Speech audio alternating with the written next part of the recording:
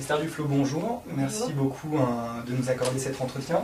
Donc, vous êtes économiste du développement, vous avez fait vos études à Paris à l'École normale supérieure et ensuite votre thèse au MIT.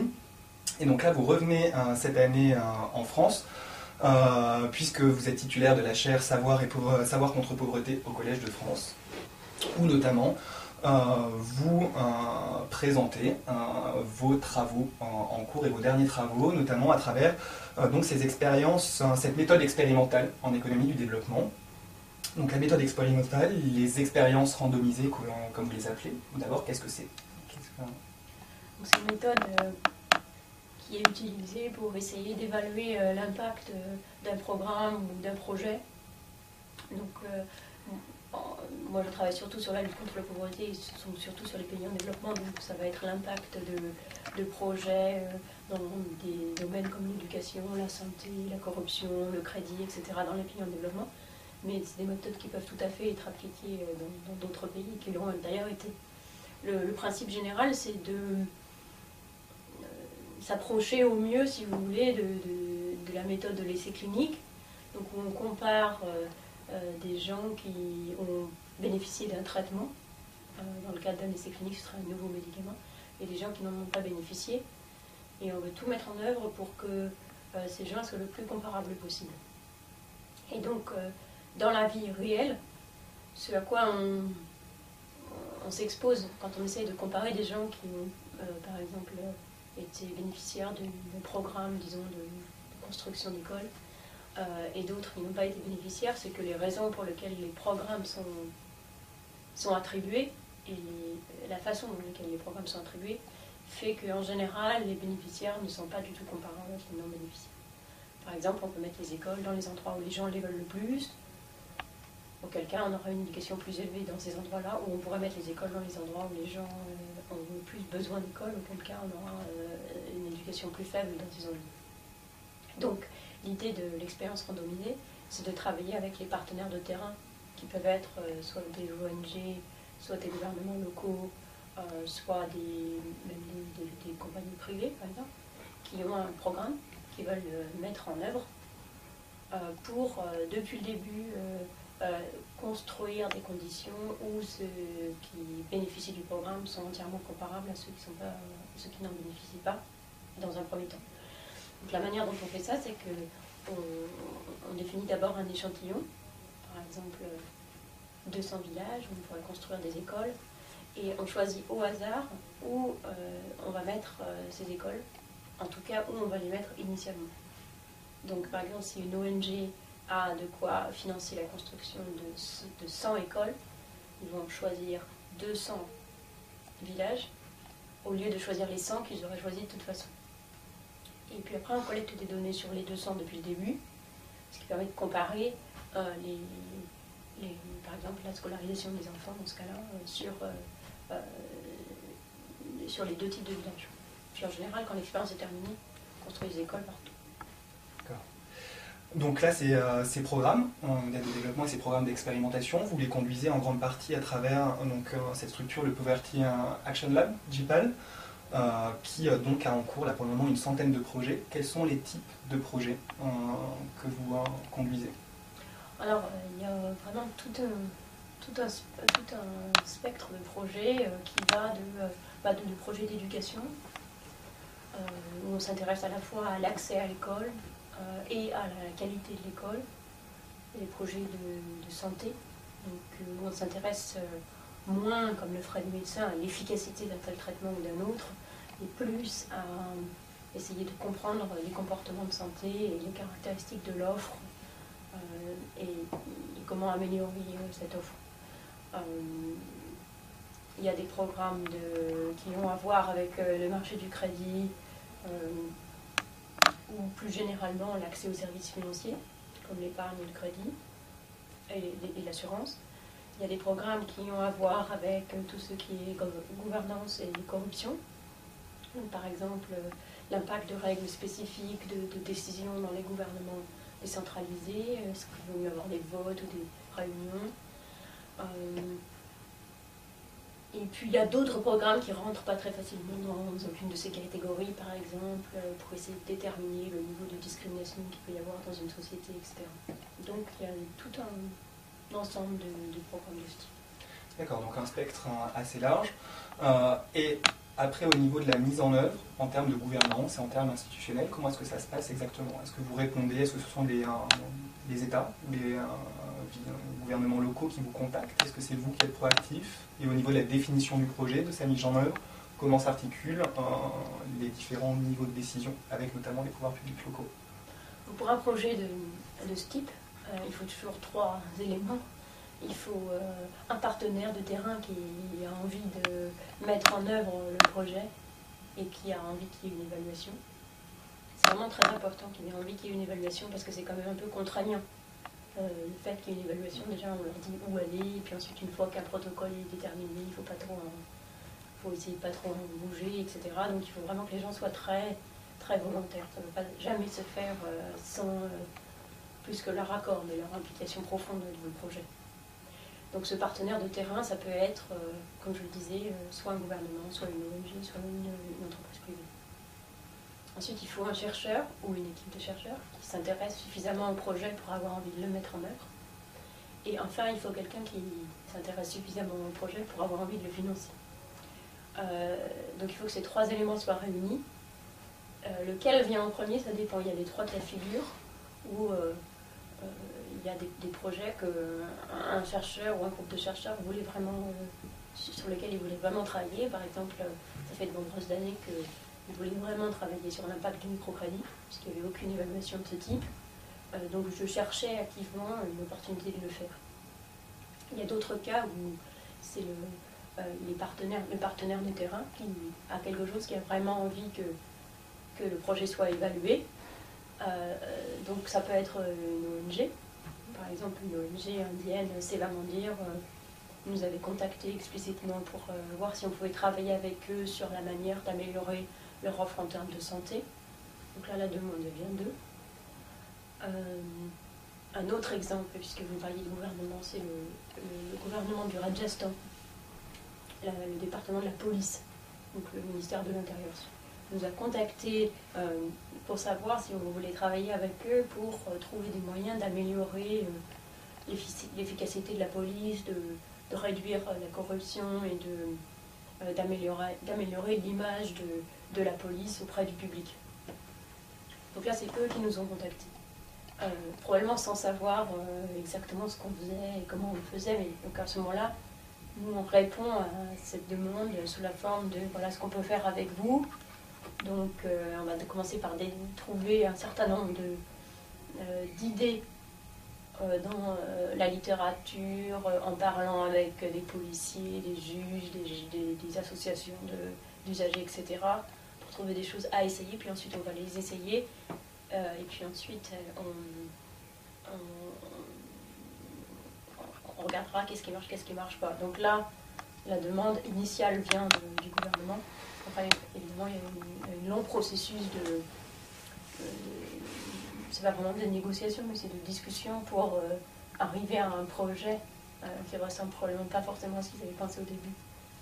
Et puis il y a le 3e cas de figure, où la demande vient de la personne qui a l'argent, en fait, qui s'intéresse à l'impact de quelque chose en particulier. Par exemple,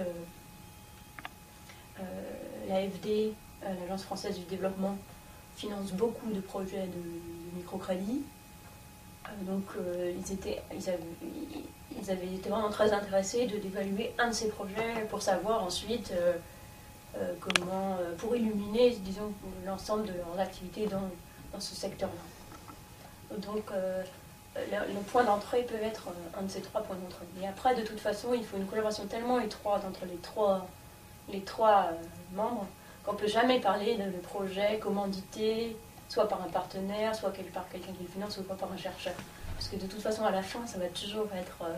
ça ne peut fonctionner que s'il y a vraiment une très forte collaboration de ces trois partenaires.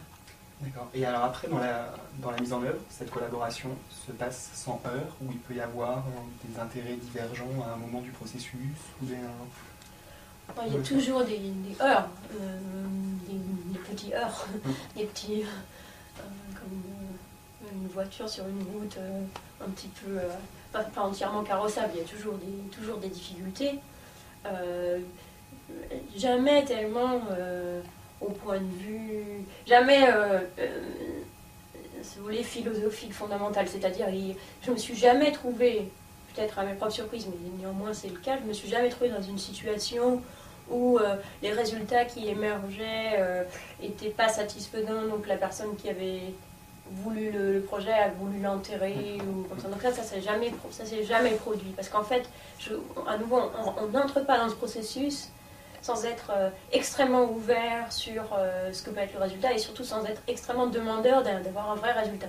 Parce que si on veut une évaluation pour montrer que son projet marche, on peut toujours en avoir une qui coûtera beaucoup moins cher, qui sera beaucoup plus facile à faire et qui donnera exactement le résultat que vous voulez. Donc quand un partenaire veut rentrer dans ce processus-là, c'est qu'il sait ce qu'il veut, c'est qu'il sait ce qu'il fait. Alors les heurts ou les conflits d'intérêts qu'il peut y avoir au long du processus sont beaucoup plus localisés que ça, c'est-à-dire par exemple les partenaires de terrain dans le cours normal de leur activité ont l'habitude de s'adapter pour faire face à une situation. Donc elles avaient décidé de travailler plutôt là, puis finalement il y a un problème, la population n'est pas extrêmement coopérative, etc. Donc elles bougent.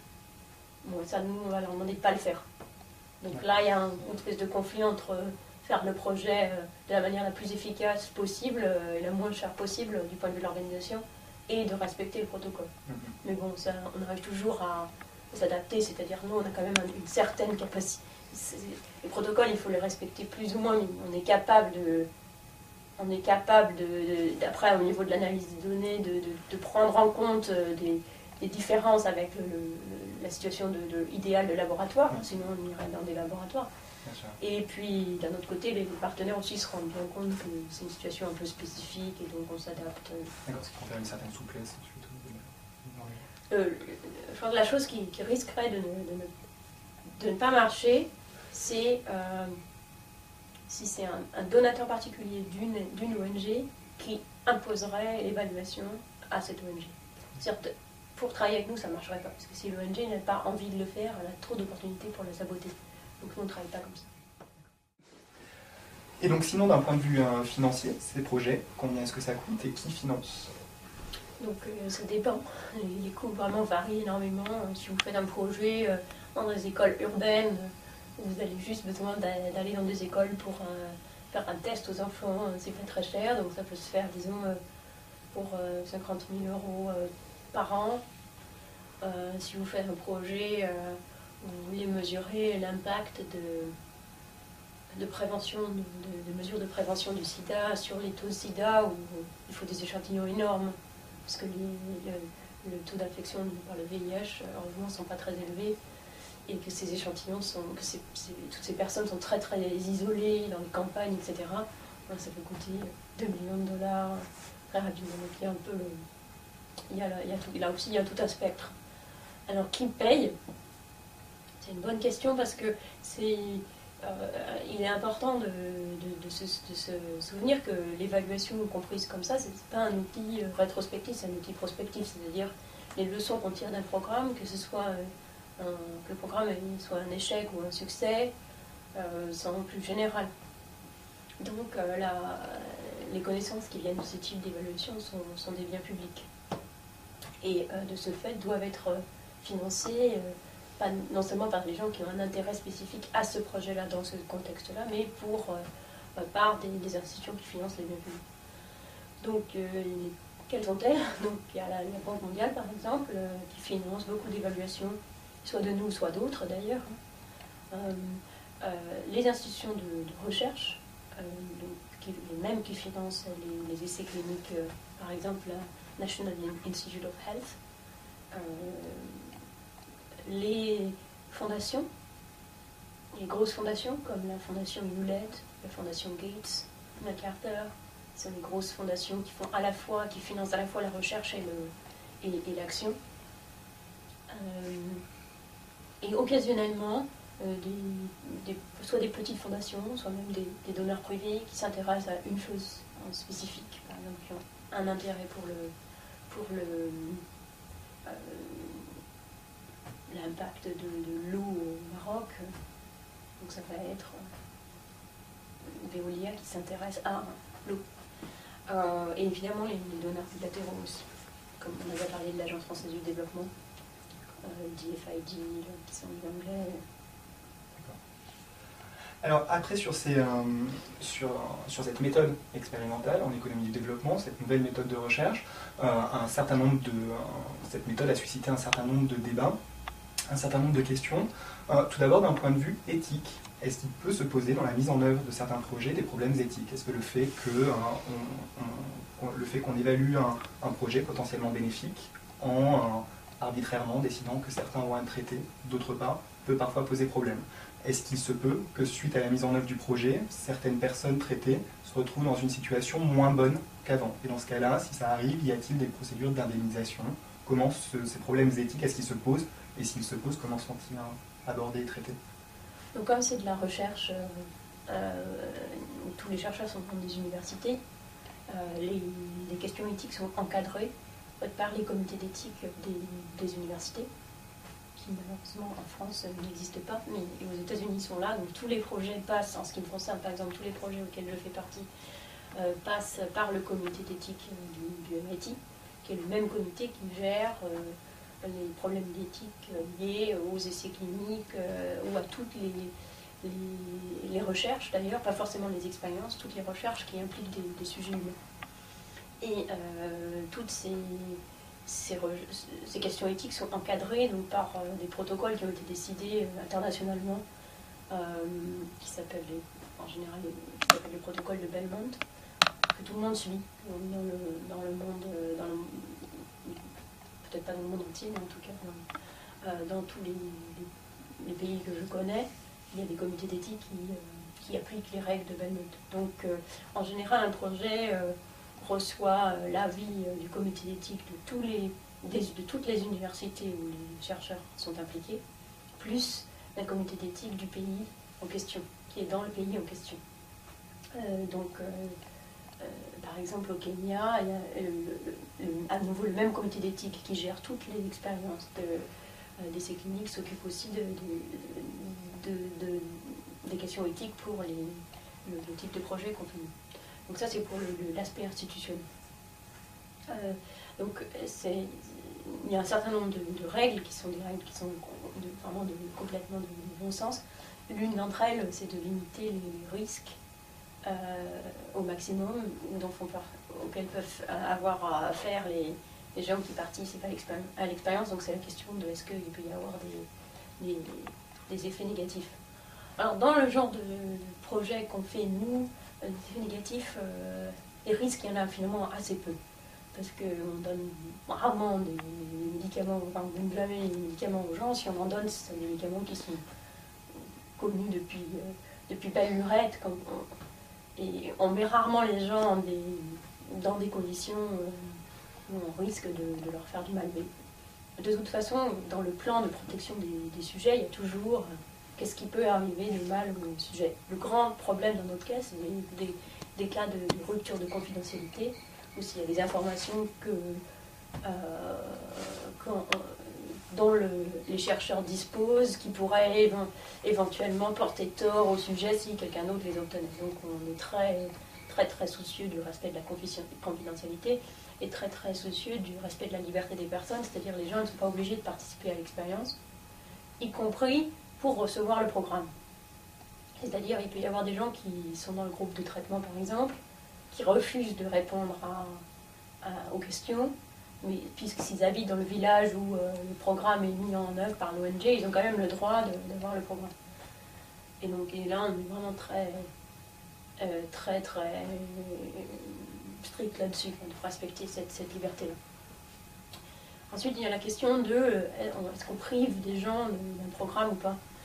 Alors, en général, ce n'est pas le cas, puisque en général, on travaille dans ces situations où il y a déjà énormément de restrictions budgétaires ou de capacité d'implémentation pour les programmes. Donc, par exemple, quand on travaille avec une ONG, elles ont des budgets qui de toute façon sont limités. Donc voilà, de toute façon, elles allaient travailler dans 100 villages. Donc si elles choisissent ces 100 villages au petit bonheur la chance, ben voilà, elles ont aidé 100 villages.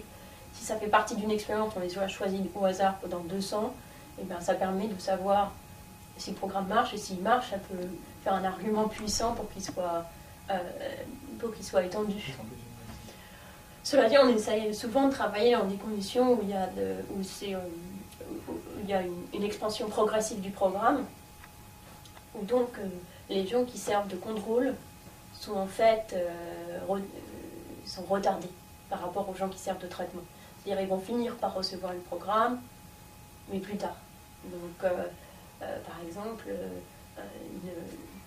un programme de formation des maîtres pour le sida, et ben, de toute façon, ils sont formés par vague, et on organise juste la vague pour qu'un certain nombre d'écoles soient formées, les enseignants soient formés d'abord et les autres plus tard.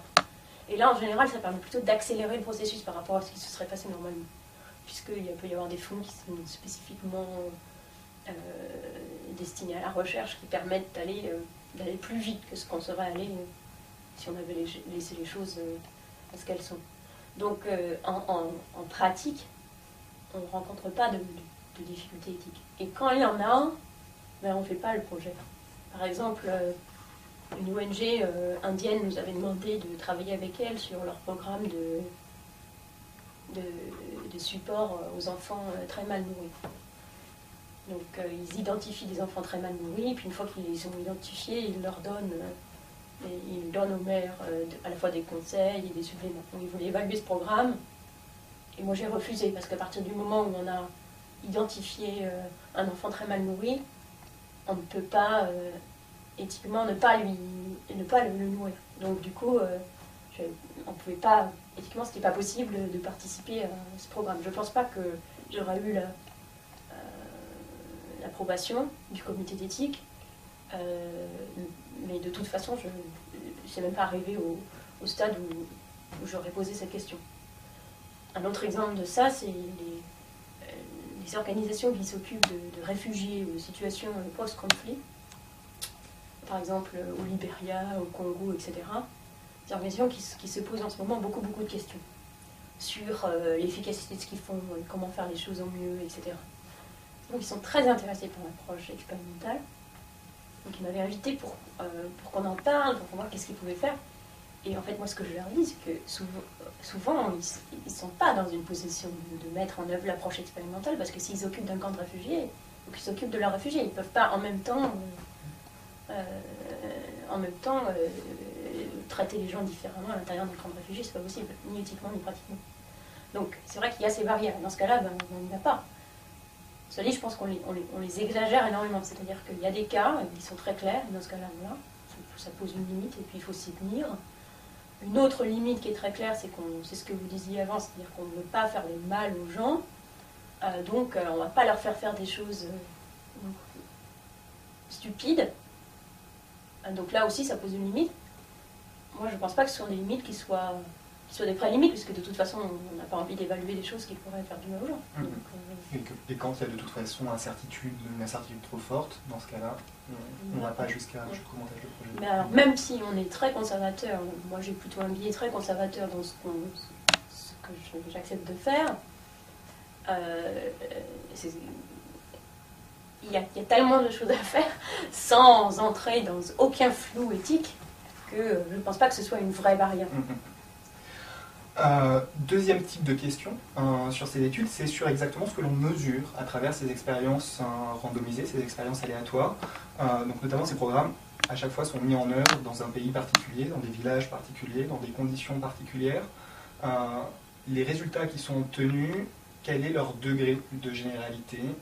Est-ce qu'on apprend des choses finalement très particulières et très relatives au pays en question, ou est-ce qu'il y a une généralisation possible de ces résultats d'études? C'est une question essentielle, puisqu'il n'y avait aucune généralisation, c'est-à-dire si ce qu'on avait appris sur 100 villages du Kenya ne pouvait pas se généraliser aux 100 villages d'à côté. Donc, il n'y a aucune raison de faire ces projets, puisque justement ils sont utiles que par les leçons générales qu'on en tire, et ça qui justifie les coûts et qui justifie les efforts impliqués.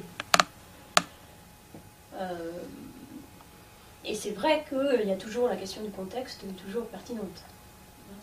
Ça nous vient Montesquieu. Il n'y a pas de loi qui soit mauvaise ou bonne, il y a des lois qui sont bonnes dans leur contexte ou mauvaises dans leur contexte. C'est vrai aussi pour les programmes.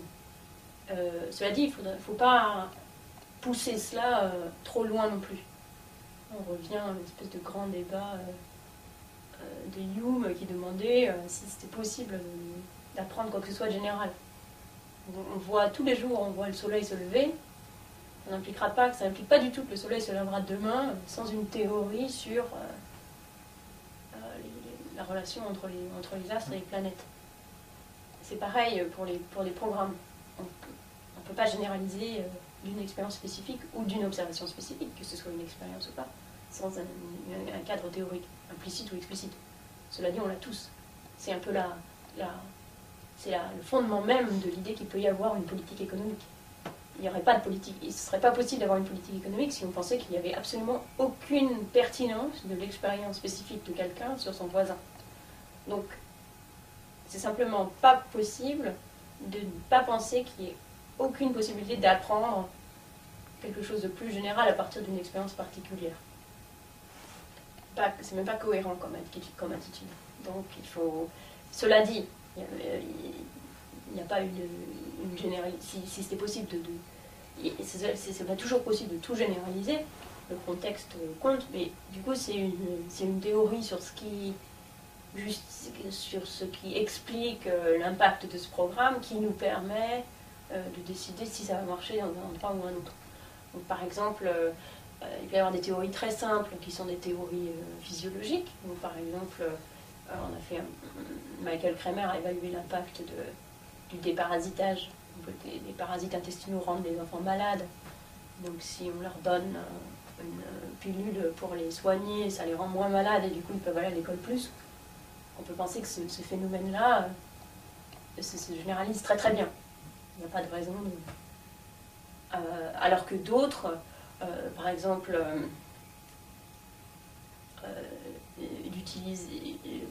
de mobiliser les populations pour qu'ils surveillent leurs enseignants ou leurs infirmières, etc.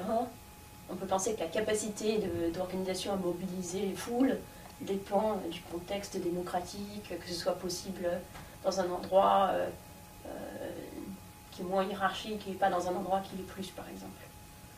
Donc c'est ça qui permet de prédire que quelque chose, par exemple, va plutôt marcher au Kenya et plutôt pas en Inde.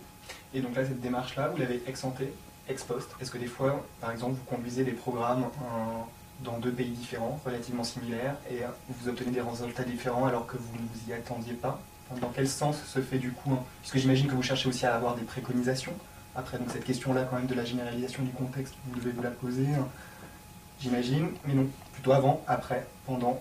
Il y a un petit peu un aller-retour, c'est-à-dire on aimerait bien poser les questions les plus avant possible. Mais pour être honnête, ce qui se passe souvent, c'est qu'avant, on prédit, en fonction de la théorie qu'on a, quel devrait être l'impact d'un programme, en fait, sur toute une chaîne d'arguments, puisqu'en fait, quel est l'impact du programme sur l'objet final, et puis sur toutes les variables intermédiaires qu'on prévoit être affectées. En général, on réfléchit à ça dans un contexte particulier, on fait l'évaluation, puis après, donc ça marche, donc du coup, on a envie de répliquer, et on suit la même chaîne, en fait. On va donner un exemple. Regardez l'impact d'avoir des femmes au pouvoir plutôt que des hommes sur les décisions politiques qui sont prises. J'ai d'abord étudié l'impact de ça au Bengale occidental, qui est un état de l'Inde qui est plutôt pro-femmes, etc. Et mon idée était assez simple. Mon idée, ce serait que une femme au pouvoir prendrait des décisions politiques qui ressemblent plus qui traduisent mieux les préférences des femmes que celles des hommes. Donc, d'abord, on s'efforce de mesurer les préférences politiques des femmes et des hommes. Ça, on l'a fait en regardant quelles sont les plaintes qu'elles déposent et qui les déposent. Et puis ensuite, on regarde les résultats, ce que font les femmes, ce que décident les femmes politiques et les hommes politiques. Et ce qu'on voit là, par exemple, dans le cas du Bengale, c'est que les femmes insistent beaucoup plus sur l'eau potable et sur les routes, et moins sur l'éducation. Donc la prédiction, c'est qu'on devrait avoir plus d'eau et plus de routes et moins d'écoles. C'est ça qu'on voit. Donc, c'est bien. Alors après, on dit, bon, il faudrait répliquer quelque part pour s'assurer que ce ne soit pas juste au Bengale où les femmes ont déjà pas mal de pouvoir. Donc là, ma prédiction, c'est que ça ne dépend pas vraiment du niveau social, puisqu'une fois qu'elles sont au pouvoir, elles sont au pouvoir. Et finalement, beaucoup de contrôle, elles ont beaucoup de contrôle au quotidien. Donc on va dans un autre état, le Rajasthan, différent, avec beaucoup d'assassinats de petites filles, etc. Donc, mais la prédiction est la même, c'est-à-dire les femmes devraient faire des choses plus dans la direction de ce que veulent les femmes. Donc là, on mesure ce que veulent les femmes. Elles ne veulent pas la même chose. Elles s'intéressent à l'eau, pareil, mais elles ne s'intéressent pas du tout aux routes. Donc nous, on a une prédiction qui est maintenant différente, qui est qu'il y aura plus de routes là où il y a des hommes et moins d'eau. On collecte les données, on trouve ça. Donc maintenant, on a des résultats différents, mais on sait pourquoi. Parce qu'on a au niveau la variable intermédiaire qui est la variable des préférences. Donc c'est à l'intérieur de... Donc la prédiction, c'est pas si vous mettez une femme, il y aura plus d'eau. La prédiction, c'est si vous mettez une femme, les préférences correspondront mieux à ce que veulent les femmes. C'est une prédiction qui est un étage plus général qu'on peut mesurer. Vous pouvez mesurer aussi. D'accord. Alors, maintenant, au niveau du savoir qu'on accumule en économie du développement à travers ces expériences, cette méthode expérimentale, pendant longtemps, les économistes du développement se sont intéressés aux déterminants macroéconomiques. On se disait, pour être développé, il faut être riche. Pour être riche, il faut croître. Et on essayait de trouver un petit peu quels étaient les déterminants de la croissance. Là, l'approche expérimentale, par définition, n'est pas du tout au niveau, enfin, compte tenu des projets que vous conduisez, n'est pas du tout au niveau macro, mais au niveau micro, vraiment au niveau du comportement des agents, des personnes. Comment s'articule, du coup, cette recherche microéconomique appliquée en économie du développement avec une approche beaucoup plus macroéconomique? Alors, il y a deux réponses. Il y en a une qui est de dire il faut bouger, il faut essayer de changer, de faire des expériences à un niveau macro, un petit peu macro. Si on ne peut pas faire l'expérience au niveau des pays, évidemment, mais parfois on peut faire des expériences au niveau des marchés. La difficulté des expériences micro, c'est qu'elles nous donnent des paramètres, qui peuvent être des paramètres d'élasticité, des paramètres de productivité du capital, etc., mais qui sont évidemment en équilibre partiel. S'il y a des effets d'équilibre général, par définition, on ne peut pas les repérer quand on fait une expérience à l'intérieur d'un marché. Un exemple, par exemple, c'est la question de la privatisation de l'école. Dans de nombreux pays, y compris aux États-Unis, mais aussi dans de nombreux pays pauvres, la question se pose de est-ce que l'État devrait se contenter de financer l'école, mais pas essayer de construire des écoles, devrait laisser ça au marché et donner aux gens des bons qui leur permettraient de financer leur éducation privée.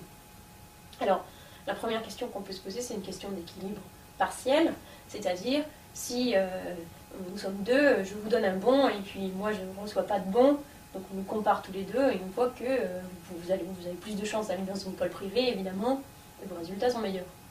Donc ça nous donne un équilibre partiel aujourd'hui. En Colombie, c'est une expérience qui a été menée par exemple en Colombie, les écoles privées sont mieux que les écoles publiques.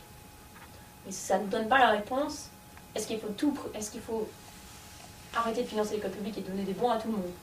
Puisque une fois qu'on donnera des bons à tout le monde, on change la nature même du marché. Les écoles privées vont changer. Les écoles publiques, si elles restent, puisqu'il peut toujours y avoir des écoles publiques auxquelles les gens peuvent apporter leurs bons, changeront aussi. Peut-être qu'elles auront des enfants bien pires, peut-être qu'elles auront des enfants meilleurs, peut-être que elles auront plus de compétition, bref. Donc on n'a pas de prédiction en fait sur faire passer tout un système du système actuel à un système de bon. Ça peut aller vraiment dans les deux sens. On n'a même pas de... Moi par exemple, personnellement, j'ai aucune intuition sur dans la direction dans laquelle on va. Beaucoup de gens ont des intuitions et même des idées très prononcées sur cette question, qui ne sont pas... fondée sur des... qu'il n'y a pas de... ni pour ni contre, puisqu'il n'y a pas de... Donc ce qu'on peut faire, c'est de dire, voilà, essayons de faire une expérience au niveau du marché. Comme le marché scolaire n'est pas si grand que ça, c'est une ville ou c'est un village ou un groupe de villages, ça devient possible de faire une expérience au niveau du marché. On a une en cours en ce moment sur sur, sur cette question des bombes, justement, dans l'Andhra Pradesh, où, avec la fondation Asim Premji, qui est une très très grosse fondation indienne, qui appartient au fondateur de Wipro, une des grosses boîtes informatiques. Donc là, ils ont donné des bons aux gens au niveau de tout le marché. Donc on a le niveau, on a les effets d'équilibre général, on les capture dans l'expérience. Donc ça, c'est une première réponse.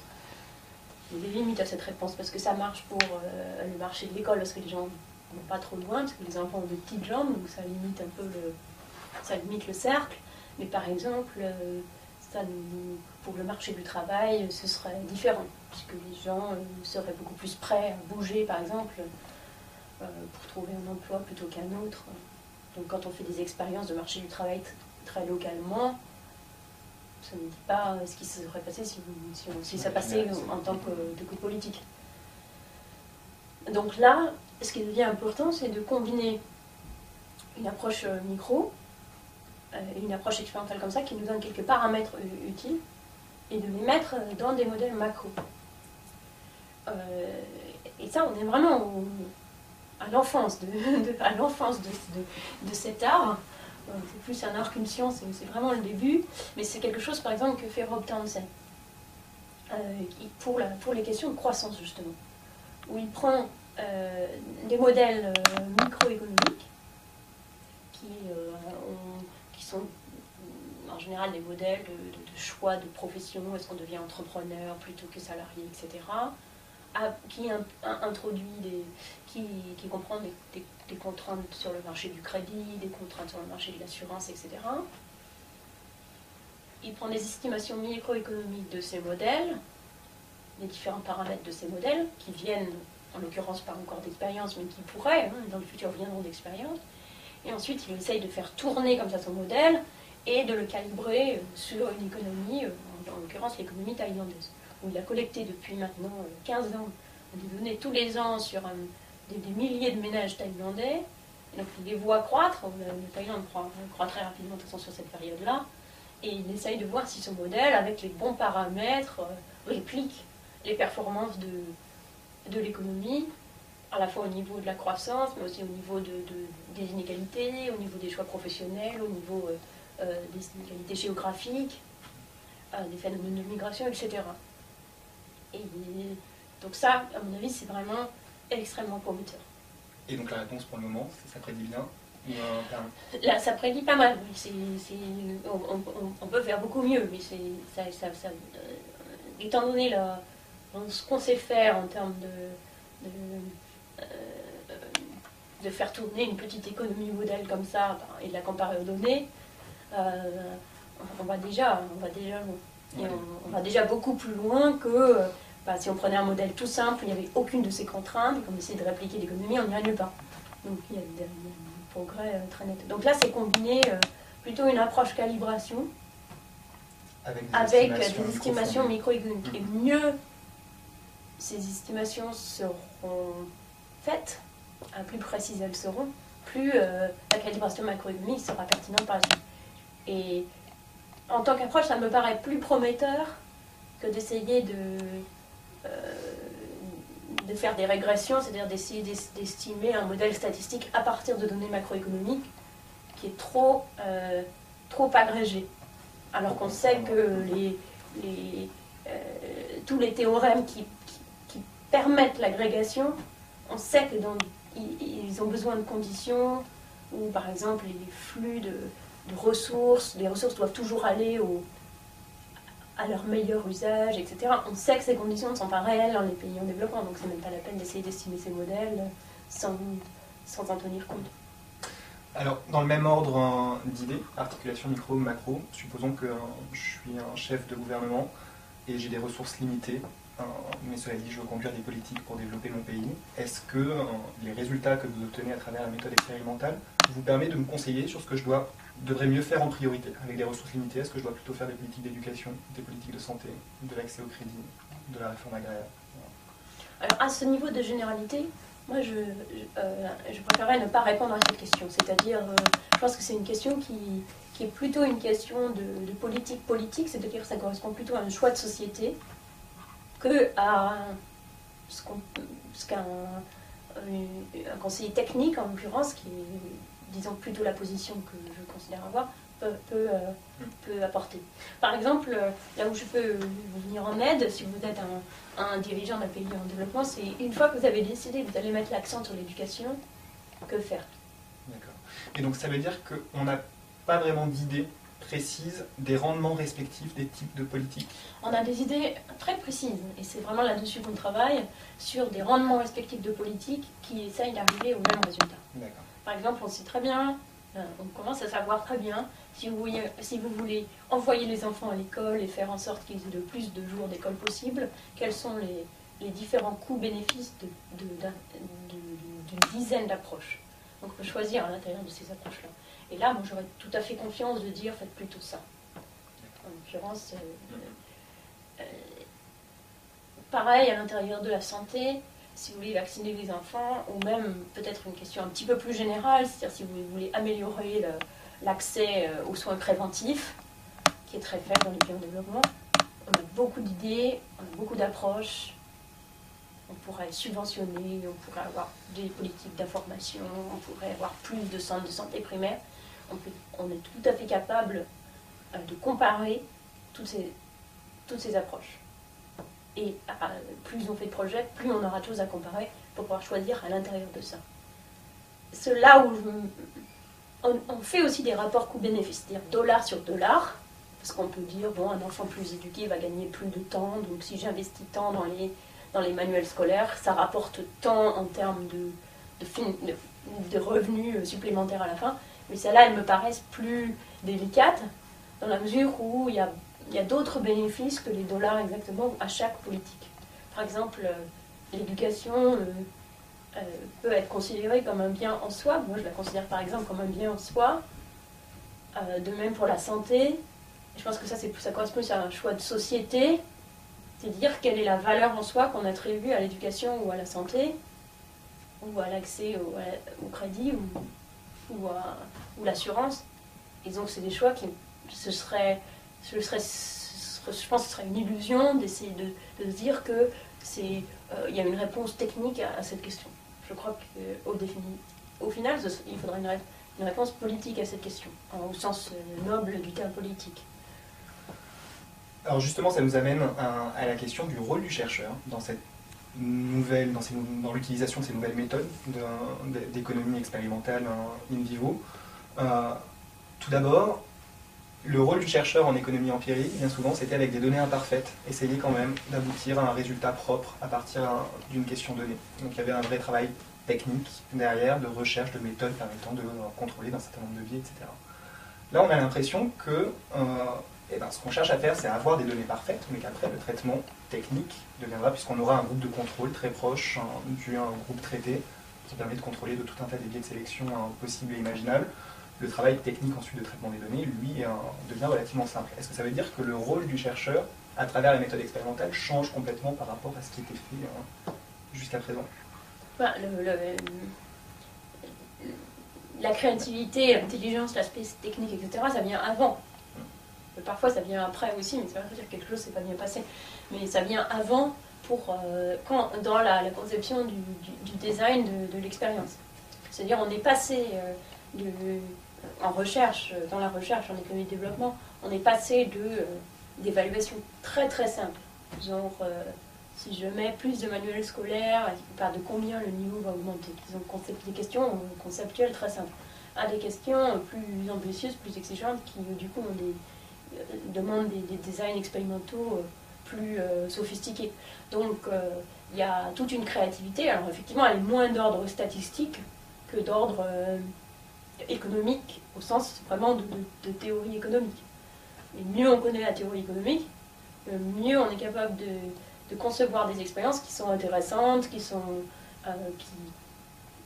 dépassent les questions de contexte, etc., comme on discutait avant. Donc finalement, le rôle du chercheur en tant qu'économiste ne change pas tant que ça. Peut-être qu'il bouge un petit peu d'être purement statisticien à un rôle ça revient plutôt à être un économiste. C'est-à-dire à réfléchir à la théorie économique. d'un point de vue... quelles sont les implications, d'un point de vue, si vous voulez, de théorie appliquée, quelles sont les implications de... Au niveau purement statistique, il y a aussi du travail, hein, dans le sens où c'est plutôt du travail sur de conception des expériences, mais toutes les expériences ne sont pas sans subtilité théorique, statistique. Il y a tout un domaine en biologie qui s'appelle biostatistique et qui est spécialement destiné à la conception idéale des expériences, comment on étudie, comment on traite les données, comment gérer des situations où il y a eu un problème dans le design expérimental, dans l'implémentation du design expérimental, etc. Là, le mode de recherche change un petit peu par rapport à l'économiste empirique qui est assis dans son bureau et qui va chercher des données qu'il peut quelque part et qui ensuite essaye de les analyser. C'est-à-dire, c'est l'organisation physique des projets est différente. Ce sont des gros projets avec des grosses équipes, avec de la place pour beaucoup de gens, de la personne qui vient juste de terminer sa licence, qui va passer un an sur le terrain pour courir partout pour mettre les choses en place, aux post-doc, aux jeunes profs, aux profs chevronnés qui va chercher les données, qui va chercher l'argent et prendre des premiers contacts. Tout ce monde-là a une place dans chaque projet. Donc c'est des projets qui ressemblent peut-être plus au point de vue de leur organisation à des projets de biologistes.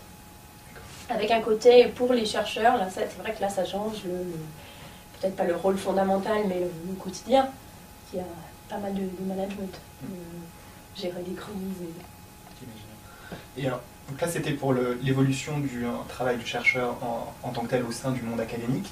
Maintenant, en ce qui concerne le rôle du chercheur dans le monde et dans le domaine du débat public, tout à l'heure vous disiez que vous apportiez des réponses techniques. En même temps, on a l'impression quand même que tous ces projets sont conduits avec des gouvernements et avec des... Y a-t-il un positionnement différent entre savants et politiques lorsqu'on s'intéresse de manière expérimentale comme ça, et donc sur des projets bien particuliers, à des questions, aux questions économiques que vous traitez?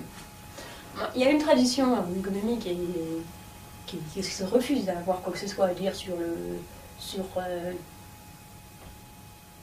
la politique, sur comment changer le monde, hein, qui veut seulement dire, qui veut s'arrêter à dire, décrire le monde tel qu'il est, tradition, disons, qui est purement positive. Mais il y a aussi une tradition normative. Évidemment, tout notre travail, nous, c'est inscrit dans une tradition normative où on considère que l'économiste, dans son domaine particulier, a des choses à dire sur quelle approche pourrait permettre de combler, par exemple, une limite du marché, ou quelle approche permet de mieux organiser le fonctionnement d'un service public. Donc on ne s'interdit pas d'avoir des idées. Soit on a des idées nous-mêmes directement, donc dans ce cas on fait des suggestions directement, soit on utilise la connaissance de l'ensemble du domaine pour évaluer les idées des autres. Donc, par exemple, c'est Mohamed Yunus qui a inventé le microcrédit. D'ailleurs, c'est un économiste, donc je ne sais pas s'il l'a fait avec sa théorie économique dans la tête, mais ensuite c'est évaluer d'un point de vue théorique cette contribution de l'organisation exacte de la manière dont le microcrédit fonctionne. Après, tous les économistes essayent de comprendre pourquoi ça marche, d'un point de vue théorique. Donc, cette position normative, elle est là, et de ce fait, comme on travaille très près avec des partenaires de terrain, que ce soit des ONG ou des gouvernements, on n'intervient pas seulement en tant qu'évaluateur quand tout est fini. On intervient depuis le début de la mise en place d'un programme, mais en général même en amont de ça, quand on réfléchit à quel programme mettre en place. Toujours, moi j'essaye de bien clarifier que je voudrais qu'on me donne les objectifs que je suis censée aider à accomplir. Et c'est là où il y a une différence entre être un savant, disons, et venir du politique.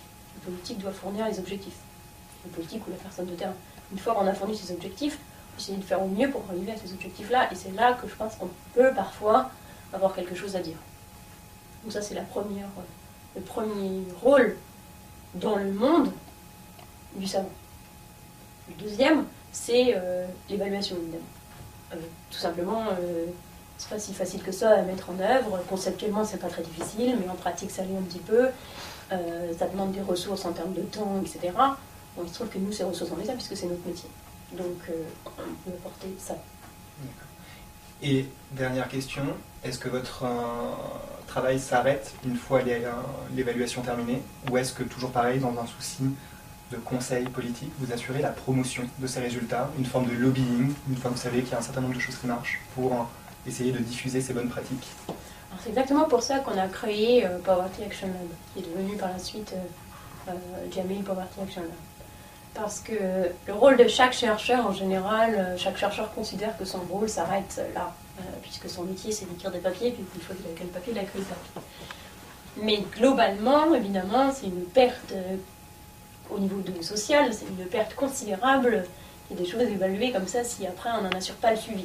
Parce que les décideurs ne savent pas forcément où trouver l'information pour qu'elle soit utilisée après dans la prise de décision. Donc, c'est pour ça qu'on a créé, ça c'est une des raisons pour lesquelles on a créé Poverty Action Lab, qui est, donc notre devise, c'est Translating Research into Action, transformer la recherche en action. Et une des façons dont on fait ça, c'est d'assurer la promotion des résultats. Je ne sais pas si on peut parler de lobbying, mais c'est de faire en sorte que les résultats soient présents dans le discours politique. Il n'y a vraiment pas que les résultats qui déterminent l'adoption d'une politique, mais enfin ça joue quand même un rôle. Et donc on voudrait qu'il y ait des ressources qui soient spécifiquement dévouées à cet objectif-là. Alors c'est plus les chercheurs qui s'en occupent, parce que c'est plus vraiment un boulot de chercheur. Mais par contre, il y a des fonds spécifiques pour ça, et c'est là que il y a des donneurs qui s'intéressent spécifiquement à ça, qui permettent de mettre en œuvre le suivi pour qu'on passe d'un résultat à une politique adoptée. Donc au point de vue de ce sur quoi on a des succès pour l'instant, d'une part le déparasitage. On a vraiment fait des efforts importants de déparasitage là, donc une fois qu'on sait que le déparasitage coûte très peu cher et très efficace sur la santé et sur l'éducation, essayer de discuter avec des gens qui peuvent donner les pilules, avec des gouvernements qui peuvent mettre les programmes en place, etc. Là, on en est à plusieurs dizaines de millions d'enfants qui ont pu bénéficier du déparasitage. C'est un exemple. Un autre exemple, c'est sur les moustiquaires. Donc il y a un grand débat là, sur est-ce que les moustiquaires doivent être donnés gratuitement ou est-ce qu'il faut faire payer un petit peu les gens. Il y a une étude de Pascaline Dupas et Jessica Cohen là-dessus qui a montré que qu'il vaut mieux les donner gratuitement, parce que quand on les donne gratuitement, il y a beaucoup plus de gens qui en reçoivent. Donc, et ils ont tout autant de chances de les utiliser, donc la couverture effective est beaucoup plus importante.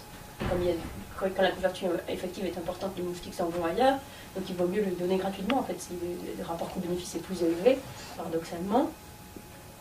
Et ce résultat-là, ça a convaincu PSI, qui est une grosse entreprise, une grosse ONG de marketing social qui distribue ces moustiquaires, de les distribuer gratuitement au lieu de les faire payer. Donc ça fait aussi plusieurs millions de moustiquaires. Par ailleurs, ça entre aussi dans le débat, il y a déjà un débat actif, donc là, en quelque sorte, c'est plus facile, parce qu'il y a un débat qui est déjà actif, nous on donne l'information, elle est immédiatement reprise par ceux qui veulent déjà pousser ça, et disputée par ceux qui sont contre. Donc ça rentre immédiatement dans un débat, alors qu'une question comme le déparasitage, ça n'intéresse personne. Puis il y a des questions aussi, il y a des cas plus simples, encore plus simples. Donc, par exemple, on a évalué l'impact d'un programme d'alphabétisation pour les enfants qui sont déjà à l'école mais qui n'ont pas appris à lire, par une grosse ONG indienne qui s'appelle Pratham. On trouvait que c'était vraiment remarquablement efficace. Et ensuite, on a pu soutenir leur candidature auprès de la Fondation Hewlett et la Fondation Gates. Et ils ont eu suffisamment d'argent pour mettre en place le programme dans un tiers de tout le territoire de l'Inde, donc là, nouveau, plusieurs millions. Donc là, c'est facile parce qu'il y a il y a quelqu'un qui est prêt à financer le programme dès qu'ils savent dès qu'ils ont l'information. Sur le résultat. Esther Duflo, merci. Merci.